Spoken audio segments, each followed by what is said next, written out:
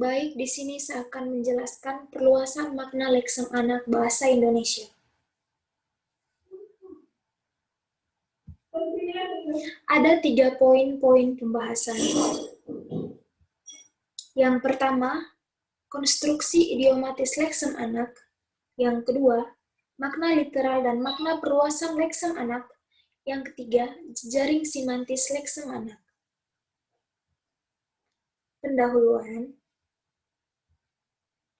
Perluasan makna merupakan perubahan makna literal suatu leksem yang disebabkan oleh faktor internal dan eksternal bahasa. Dalam konteks bahasa Indonesia, perluasan makna dapat terjadi karena, pertama, akibat perbedaan lingkungan, akibat asosiasi, akibat tanggapan pemakai bahasa, dan akibat pemindahan jenis dalam pemakaian. Yang berikut, konstruksi idiomatis. Konstruksi idiomatis leksem anak menyangkut deskripsi tentang linguistis, tentang unsur-unsur pembentuk satuan linguistis yang berunsur leksem anak. Tipe konstruksi. Satuan linguistik yang mengandung leksem anak memiliki 6 tipe, yaitu yang pertama, dasarnya anak, atribusinya nomina. Yang kedua, dasarnya anak, atribusinya verba.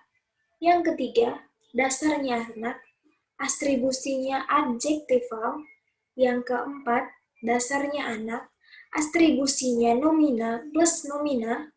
Yang kelima, dasar, atribusinya nomina plus verba. Yang keenam, dasar, anak, atribusinya numeralia dan verba.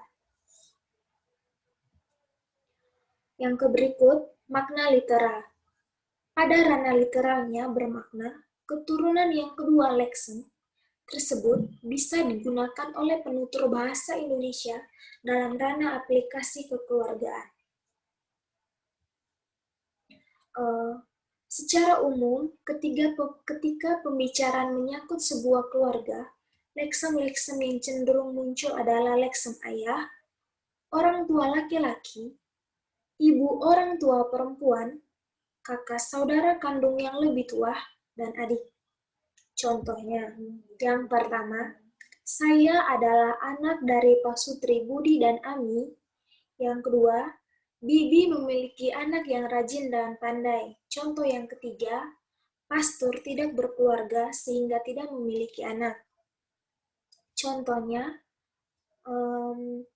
leksem anak hadir pada konstruksi kalimat dengan makna literalnya.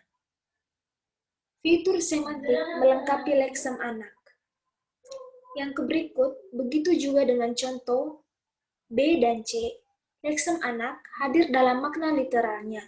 Dapat dikatakan bahwa leksem anak memiliki 2 pemerkah untuk menentukan status keliteralnya.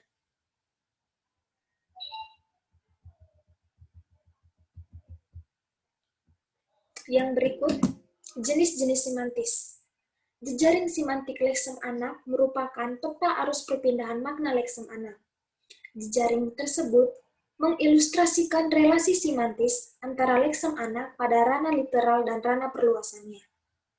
Dapat dikonklusikan bahwa perluasan makna terjadi dengan cara yang sederhana, yakni menyebar ke dalam ranah-ranah selain ranah leksemnya. Yang berikut, keturunan yang kedua.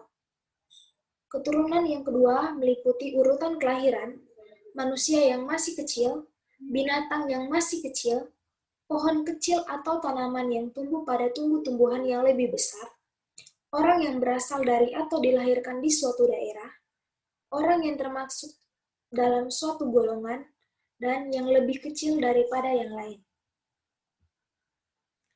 Baik, kesimpulannya adalah perluasan makna leksem anak dapat dideskripsikan dalam 3 pembahasan, yaitu konstruksi idiomatis, makna literal dan makna perluasan, serta jejaring simantis leksem anak. Konstruksi idiomatis leksem anak terdiri dari 6 tipe. Makna perluasan leksem anak sekurang-kurangnya berjumlah 7, yaitu urutan kelahiran, manusia yang masih kecil, binatang yang masih kecil, pohon kecil yang tumbuh pada tumbuh-tumbuhan yang lebih besar, orang yang dari atau dilahirkan di suatu daerah, orang yang termasuk dalam suatu golongan, dan yang lebih kecil daripada yang lain. Yang berikutnya, jejaring simatis leksem anak mengilustrasikan arus perluasan makna dan rana literal ke rana perluasannya.